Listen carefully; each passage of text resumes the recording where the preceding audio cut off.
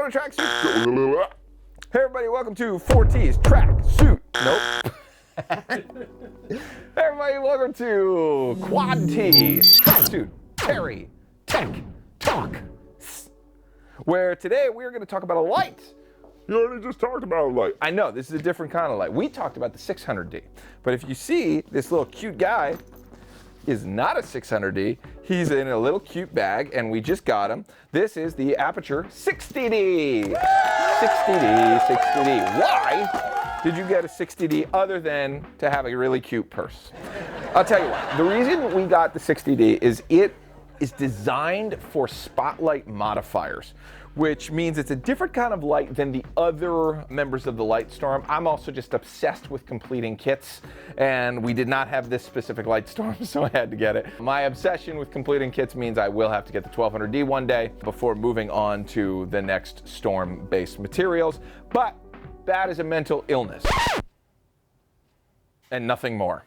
In our lighting setup, which we're actually kind of using right now, which actually the 60D would normally be in this lighting setup, but we pulled it out so I can talk about it. Our lighting setup that we have patented, stolen, is a large key light, soft fill light usually, and then opposite the key light, I love to have a backlight that has a snoot on it. So what a snoot is it's like a cone-shaped object that condenses the light so that only this amount of light can go in. Oh, he could see it. Here, let me try this, Ben. Do you see? Do you see?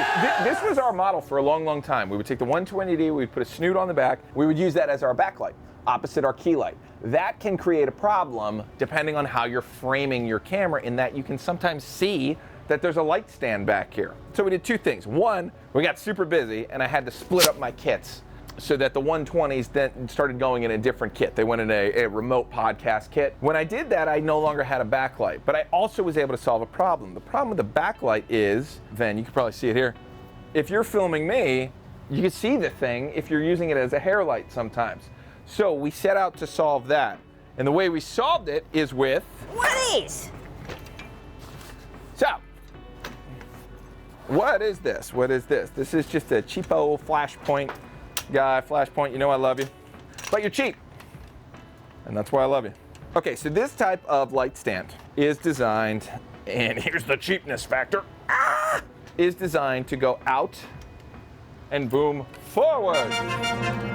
So now, by using one of these, I can place it essentially where my key light is and run it over top and use it as a hair light. We switched to this model. However, I thought the 120D was actually too heavy for this. So what I did is I did something I never do. I incorporated the Amarans into the Aputure kit.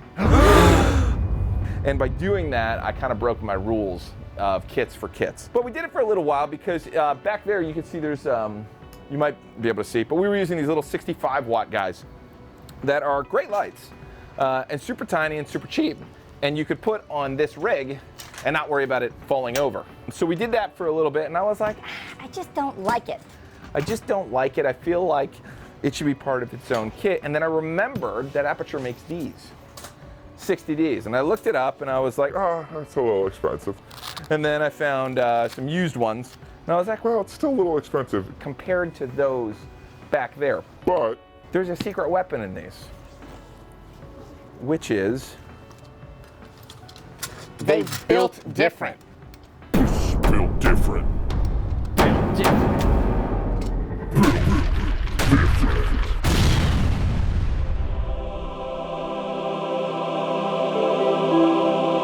This was designed with the spotlight in mind. So when we opened it up, notice two things. One, I don't need a snoot anymore because I have these cool barn doors that came with the unit and are built in. So I can make, you know, where that light comes out very, very small. But the real cool thing about this is that on the back, anybody who remembers taking like film classes in 200s, we all used Aries and we used Fresnel's Aries, and we used that PAR kit. If you remember specifically, we all had it. It was the gray one.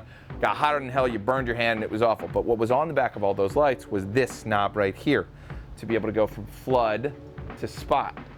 This was huge because for me, my hair light is I like to have as a halo, meaning I want a more concentrated light hitting so you can actually see that halo. That I hadn't had that since using some of those classic lights that could really, really flood while also using a smaller level light. Yeah, you could take the 600D and you could shoot it through the snoot, but that snoot's gonna get crazy hot and you lost your key light. It's part of the family, but it's built different. And having that flood in tungsten allows me to create the hair light that I always wanted to, which is why it's in our kit. Because it's small and it's spotty, it came with barn doors, it is the right price. A little expensive. But it is the right price to be in our Aputure family and Aputure kit. And most importantly, that spot to flood. So let's turn it on. You will notice an immediate difference between the Amaran and the Aputures. The Aputures are easier to use. The Aputures are more functional, and everything is better when it comes to their design and the way that it works on pro sets. But these are easier to use. They have simple built-in things. For example, on the Amaran, you just have these two things. On this one, you do this, and boom, now it's just one unit and there's one plug. It's just much easier to handle because I hate power blocks. I wish every power block would just go away and then it was just cable to cable, because it's a nightmare having the one thing, where do I put this? I don't know. Just that little clamp right there, that V-mount is brilliant. The thing about this light, I don't care how strong it is. I don't need it to be strong. I need it to be thin. I need it to be spotted, and I need to use it as a hair light. But that being said, it is pretty damn strong. Has a cool little dial in the back. Peep the dial. And it's nice that it has this, which none of the other ones have because they have ballast system. This one, the ballast is actually built into the light. It can get pretty darn bright. That probably looks pretty bright, right? All right, let's turn it off. Just to show how bright it is, let's go ahead and turn off our key light. It's got a decent amount of power, but again, that's not what I use it for. I use it as a hair light, and that's not what's most important to me. What's most important to me is this other thing. So let's go ahead and maybe turn our key light back on so we can see. This is what's important, is this is flood. Note how it spots. Let's go ahead and kill the key. And we're gonna shoot our background here. All right, so barn doors are fully open. And what we're gonna do is we are going to condense the beam into a spotlight. That is a huge difference between what we used to be able to do. Because with the snoot alone, we would get something like that, but it would still spread.